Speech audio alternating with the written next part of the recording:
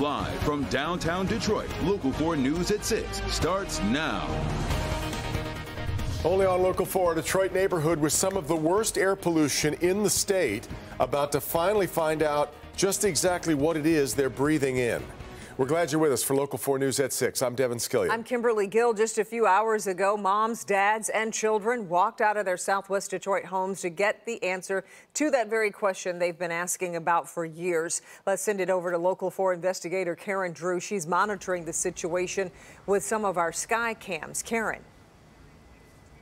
Okay, we do have a variety of cameras throughout Metro Detroit looking in on different areas. Come over here if we can zoom in to this one right here, REM 7. You can see the Ambassador Bridge right here. This is the community we are talking about that is so concerned. Now, to get a better sense of everything, let's pop up that map so you can see here in Southwest Detroit what folks are concerned about. The people here in this community say they're concerned about the air quality concerns. Now, they told us nearly a year ago that they were concerned. We did an investigation. We exposed the issue. They were concerned about a concrete company. We pulled their violations. We held them accountable. Now today, a major development in our investigation. Something's been added that hopefully these folks can breathe cleaner air.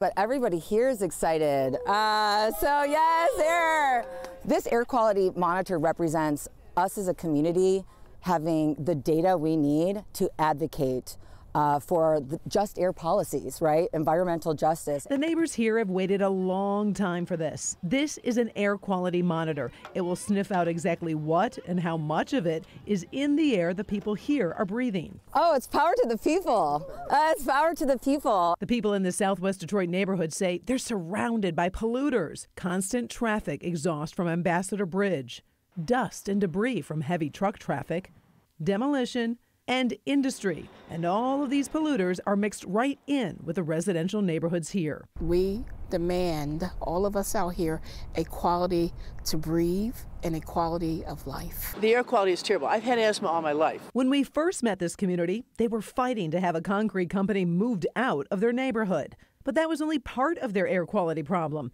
The neighbors say that day after day, they live with some of the worst air quality in the state. My house, I can dust and the next day there's soot with the windows closed and everything. It's really, I don't even like to think of what it might be composed of. How to fix the problem? The first step is finding out what's in the air. The neighborhood will finally find out thanks to a grant from Michigan Central.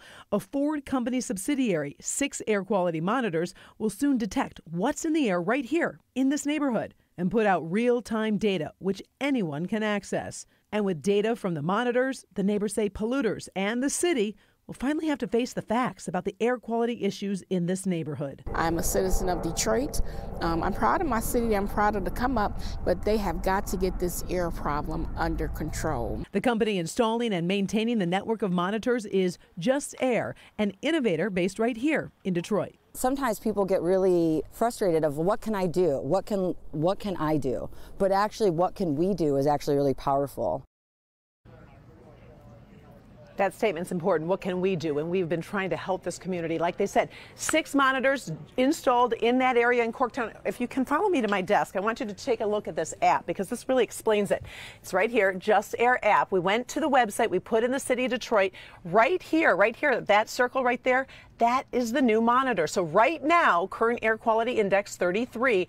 I do have to tell you, we checked 2 hours ago. It was in the orange zone. It was unhealthy for sensitive groups. Makes sense. A couple hours ago, there was more traffic, more pollution. Now, these ones over here, this one, again, just a couple blocks away on this icon. We clicked on that. It is orange right now, so it's unhealthy for sensitive groups. And I will say a couple hours ago, it was listed as unhealthy during that 4 to 6 o'clock time when there was a lot of traffic. A very important situation, monitoring the air. Of course, we're going to keep monitoring this. And if we see any issues, of course, we will stay on top of this. Kim? Karen, that's really eye-opening, especially for people with kids. It really is, because there's been so many kids in Detroit that have asthma. Exactly. There was a 2022 study that said that people who have asthma in Detroit are more likely to go to the hospital because it's so serious here. So stories like this are important. By the way, you see a QR code on your screen. If you have a situation, maybe an air quality situation, you can click on that. You'll be sent to our help desk. This actual investigation we started a year ago started with an email from a viewer. We want to hear from you, we want to help, and we want to hold folks accountable. we'll stay on top of this. Until then, we're live in the newsroom. I'm Karen Drew. Back to you. I know you will. Okay, Karen, thank you.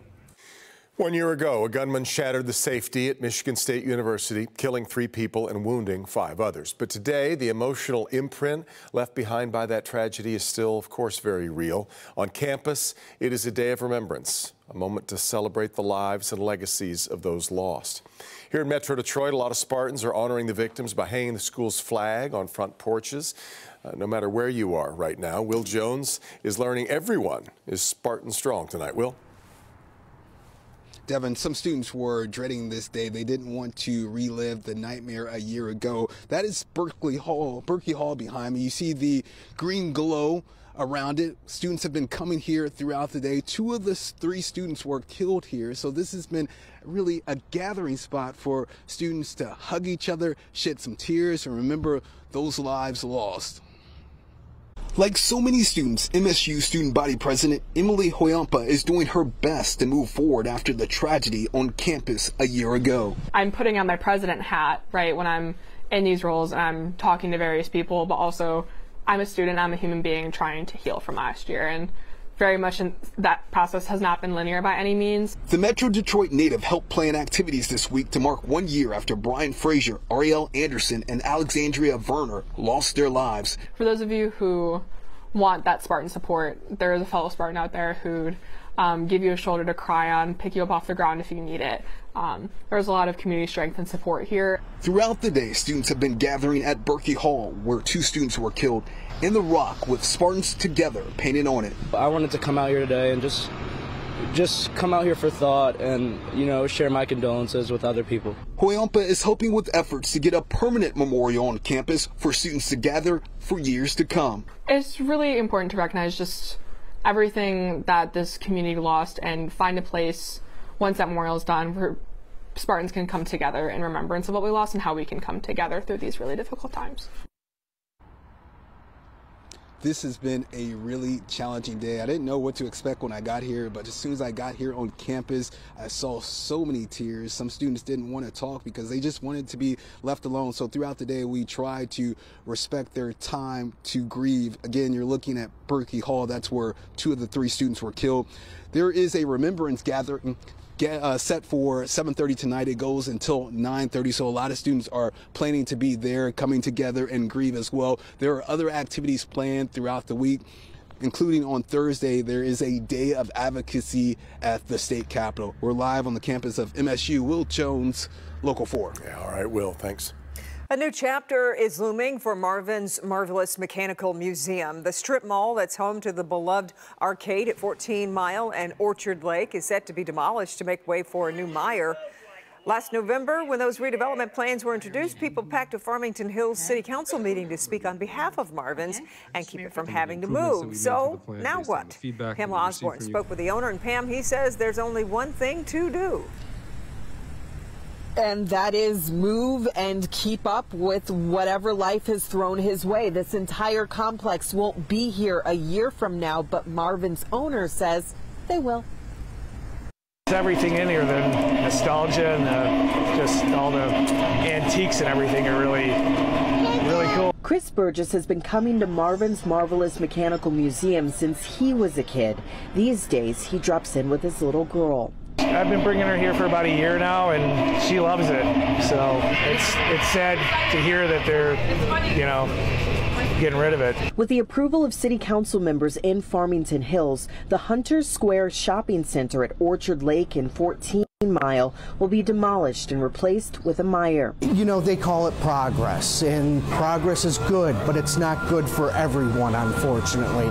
Jeremy Yagoda says he's determined to keep what his father started going. And it's so amazing to see how much my dad's vision and his dream and his passion has touched other people that to this extent. I mean, and there's people from all over the world that are sending us messages. But my older ones have a lot of memories here, and they're going to be sad about it. Hopefully not for long. And we're not going to close. I'm too young to retire. I enjoy doing this. It's fun coming to work every day. Yagoda says they have until January of next year to find a new place, and it could take that much time. In the meantime, thank you for caring. Thank you for trying to do everything that you have. But don't be worried. We'll be back. Now, I did hear from some people that, yes, they can move Marvin's, but will it be the same in a different location? And to that, Jeremy says he's actually thinking about how to make it even bigger and better, including private rooms so they can do birthday parties. So here's what else he says. His dad always had this philosophy about life, to make the best out of a bad situation. And so that's what he's going to do. He's going to find a way to find a new place and to make it bigger and better than what it is now, which is already pretty cool. For now, reporting live in Farmington Hills, I'm Pamela Osborne, Local 4. And keep us posted. All right, Pamela, thank you. State of Michigan is about to start mailing some big checks to low-income working residents. The average check's going to run about $550, and that will go to nearly 750,000 Michiganders. There are ways to not only get that money, but still more for the 2023 tax year. Rod Maloney here to help us look through how you qualify. Rod. All right, Devin, this is complicated stuff. We'll try and make it very simple. The checks that are coming out now are for the 2022 tax year, and it'll only be 24% of your federal earned income tax credit amount. Could have been $600, could have been $1,000, could have been a couple of $1,000s. It'll be 24% of that. Complicated, you don't need to know that. In 2023, because you can file this year, your Michigan EITC will be 30% of what you get from the feds. That's pretty good money. Here's exactly how you get it. You're likely wondering how to qualify for the Earned Income Tax Credit. You have to have earned income in the year you request the credit. In 2023, the maximum you could have made to qualify is $63,398. You must file a tax return even if you don't owe Uncle Sam any money, because if you do, you may still get a credited refund check. But your investment income must be below $11,000. You have to have a valid Social Security number and be a U.S. citizen or resident alien who's lived here all year with no foreign income. There are special rules for those separated from a spouse, also for military members, clergy, and taxpayers caring for children or relatives with disabilities. As we've mentioned, there are two components here, federal and state. With the federal EITC, if you have no qualifying children, the maximum check you can receive there is $600. With one child, it's $39.95. Two children, it's $6,604. And three or more qualifying children, it's $7,430. The maximum Michigan EITC check for 2022 is $2,081. This year, it's $2,229, and next year it ramps up to $2,349. The 2022 Michigan checks start going out today, and it will take some 5 to 6 weeks for everyone qualified to get theirs. For the 2022 Michigan checks to arrive at your home, you don't need to do anything unless you've moved a lot. If that's the case, you should manually update your address with the state. And we've linked to clickondetroit.com with that link, so you can go ahead and make that amended return. In the meantime, here's the thing about the Earned Income Tax Credit, and I've been talking about this for years. You have to file, and if you don't file, that means you're leaving money on the table, and over the last few years, Detroiters, Michiganders left millions upon millions of dollars on the table that the IRS just scoops up and keeps. So if you qualify, you really should apply. Reporting live in Southfield, Rod Maloney, Local 4. Absolutely. That's a lot of money on the table. All right, Rod.